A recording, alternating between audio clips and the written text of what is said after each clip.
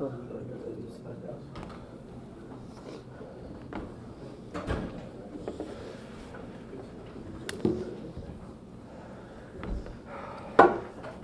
guys, Brennan Curry, Stephen Rehfuss, and Nick Mellen up there. From left to right, Coach Desko. We'll start with a statement from Coach Desko, then we'll take questions from the players, and then after we dismiss them, we'll take questions from Coach. Well, congratulations to Loyola. I thought that they did a great job today, especially in the second half. And Spencer certainly played up to his potential today. I thought he was a great leader for the group.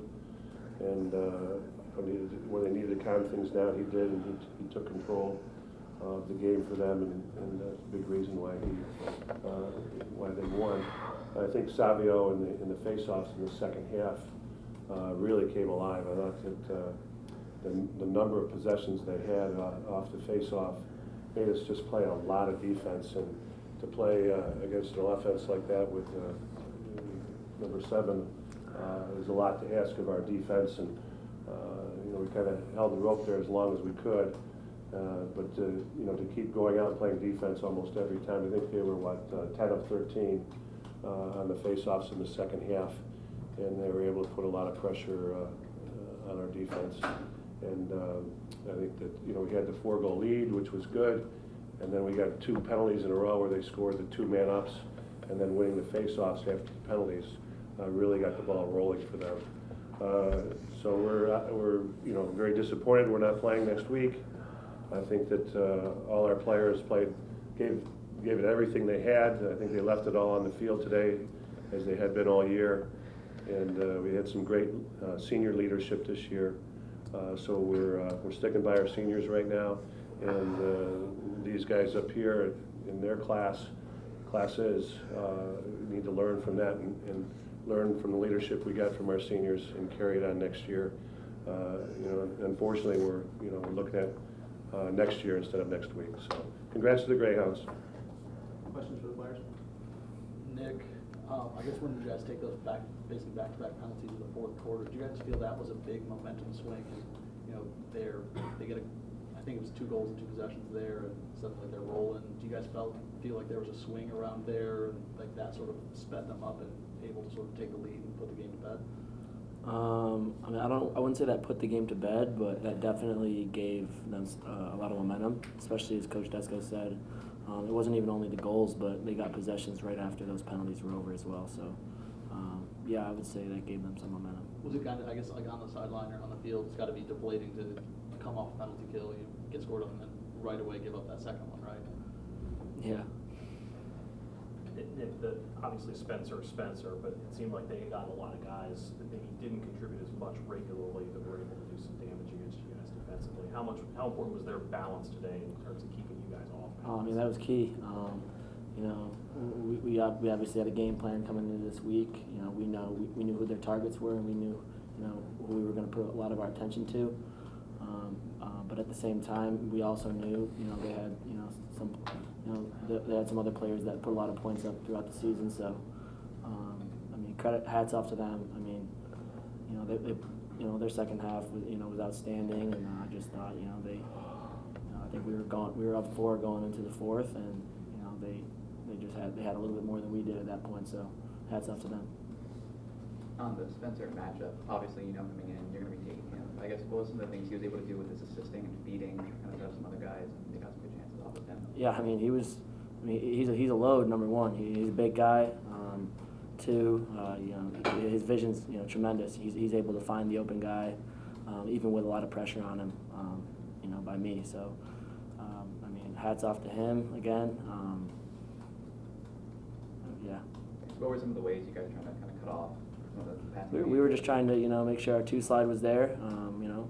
I think in the second half we put a little bit more emphasis on sliding a little bit earlier than we were planning on in the first half. But most importantly, after that slide comes, you got to get the 2 slide to fill in. That's kind of the thing that we were planning on. But like I said, his vision's great, and he's just a great lacrosse player. Stephen, with how well the offense was playing for 3 quarters, I guess, how surprising is it to only get 1 in the fourth quarter? Like, what went wrong there? That's just the way a lot of games go. Obviously, Stinks, I think, towards the end there, We just had a couple bad turnovers, myself included, and we couldn't really gather ourselves. But I mean, it's what it is. It's the way games go. It's a game of runs. We went on a run, they went on a run, and they just outlasted us. With the lack of possessions and the turnovers, did you feel like there was a little chance to gain momentum towards the end of the game? Did they gain momentum? Did you say? To gain momentum. I mean, yeah, I think we could have gained it a couple times. Like I said, I mean, when we had those turnovers, those were on a couple scoring chances. So yeah, we definitely could have gained it back, and we just couldn't today. For either Brendan or for Steven, kind of what was Stover doing so well in cage in the second half that you guys were able to manipulate originally in the first half? I mean, he's a really good goalie, obviously. So I think he was just on the ball. He was seeing the ball. We were changing our planes. He was still getting down there. So he played unbelievable.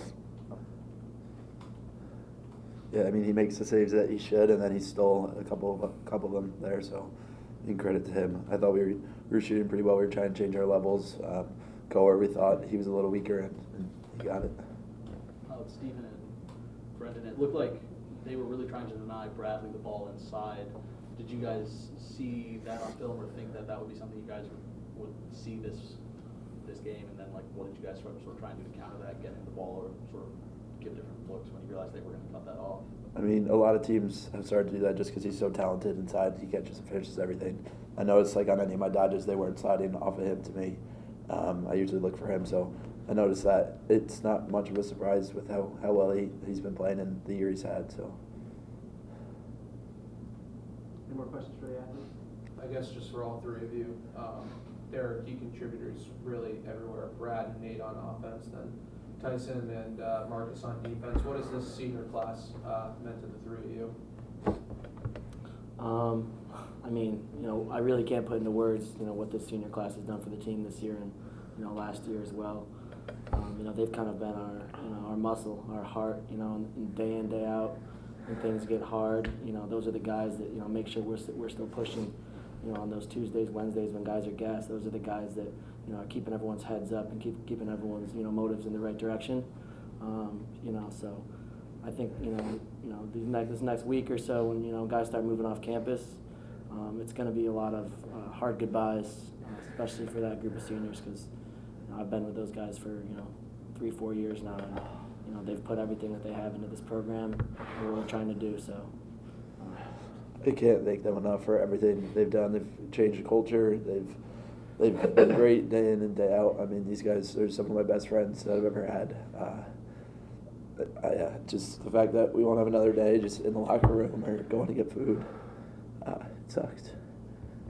You see just these tears, not just because we lost, it's because we won't have those seniors on our team ever again. I remember walking in as a freshman, being scared and whatever, and those seniors, or juniors, were the first people to make you feel comfortable. They truly loved you, and that's what really makes this year, especially for us, is so hard. They just truly, you can feel the love every time you walk in the locker room. Every time they spoke to you, they were speaking to you with love, and they just wanted nothing but the best from us. And I know they're going to be there, and these goodbyes are just definitely going to be the hardest. Anything else for the athletes? Thanks, guys.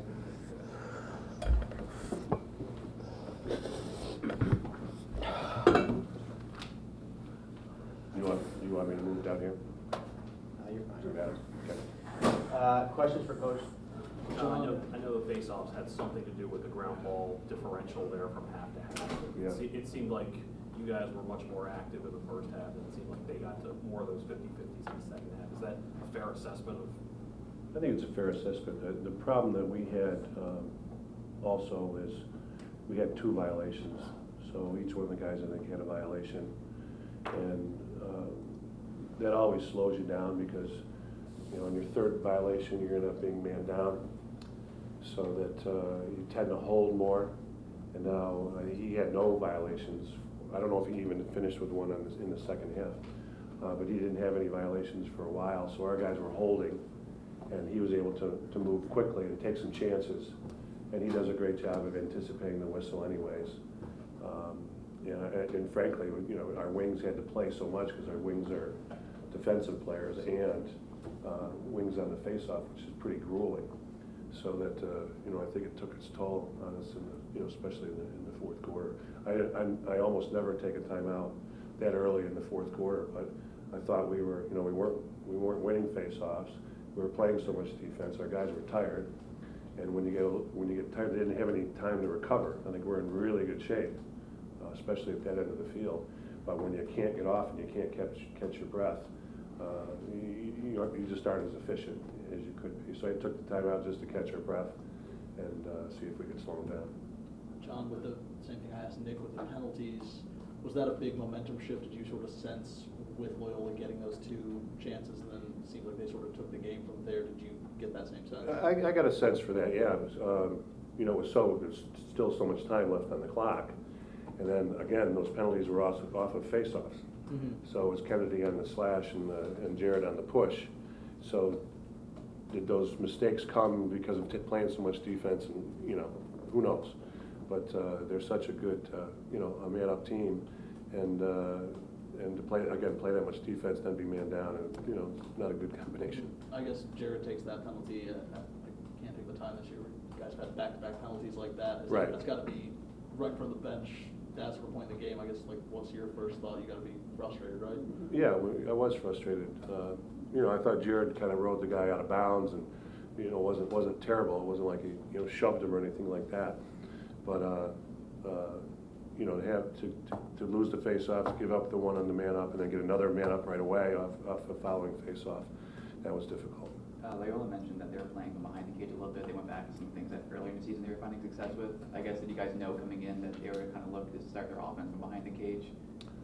Well, we anticipated getting inverted some, especially with if there was a shutoff on Spencer, because we kind of changed up, either letting him have it and or shutting him off so the other players had to carry the ball. So we expected, defense or offense, their offense behind the goal. And how would you gauge kind of Mellen handling Spencer and kind of all that kind of comes to? Yeah, we were going back and forth with things, and I didn't think we helped out like we could have. I thought that we could have, we had to slide to him a little bit more. We wanted to see how the game was going to go, how many opportunities he was going to have, and then if he started to, to beat Nick, then we were going to have to go. Coach, something that you mentioned that Loyola faced when they played Army was this idea of the goalie getting really hot and it makes your attackers think. Yeah. Do you think that your players ran into the same issue then in the second half today? I do a little bit, yeah. I would think with them too. I thought Drake made some great one-on-one saves in the game. I thought almost surprising to see the score with the way the goalies played. Not necessarily the number of saves, but the quality of saves that each one of them made. But it does. I think it was more the fact, especially when we got down, it got a little frantic, and we couldn't get the ball back. So that when we did have the ball, especially going down the middle of the fourth quarter, we had to go pretty quickly to try to get back into it. And when you do that, you're going to force some shots, and when the goalie's making saves like that, it's difficult. It's difficult. What do you think actually changed? What was he doing? What was Stover doing differently in the second half, or even later in the second half, compared to what he was doing when you guys were getting some pretty good opportunities on him? Well, like good goalies too, he basically guessed on a few where we were going to shoot, and I think he, with all his experience, he's standing in the goal and whatever. A player has a really good angle to his weak side. And he just kind of anticipated or guessed that he was going to shoot there, and he robbed us a few times going to his weak side. The one with Tromboli cut down the middle, it was wide open, and he just jumped over there. Goalies don't have time to, on that kind of a play, look and see where he's going to shoot because the ball's out of his stick. He had to anticipate and guess on that. Coach, defensively, they were really cutting off any of those inside passes. How are you guys able to adjust on that as the game went on? So you're saying like passes to the crease area, they were? Yeah, it seemed like they were just kind of swarming Brad Boyd or whoever kind of was inside at that point. Well, we were surprised that more people haven't done more of that this year. Every going down the stretch, Voigt has produced in every game, and we have a tendency to force it in him because he catches everything and he finishes when he catches it. So we thought that others would do a little bit more of that. They did a terrific job understanding who he was. And you know, that was lack of his production was their defense.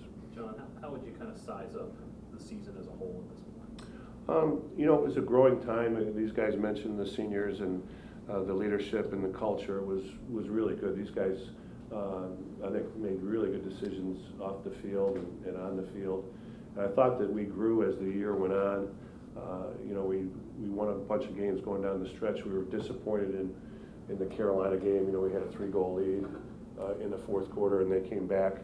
But you know, you almost have to anticipate those kinds of things. You're playing against some teams that had to win games to go on. So we didn't put the nail in the coffin on that one. But I thought we were playing pretty good going down the stretch. And then this, you know, we had 2 weeks to deal with here. I thought we had a good first half. I thought we dealt with the 2 weeks, and again, not having the ball in the second half didn't help us. I think 2 more questions. With as good as an offensive team as Loyola is, I mean, did you feel like a high-scoring, you know, offensive battle would be a tough one for you guys? No, nope. You know, if it was if teams were high-scoring, then that means that we were getting to the goalie a little bit.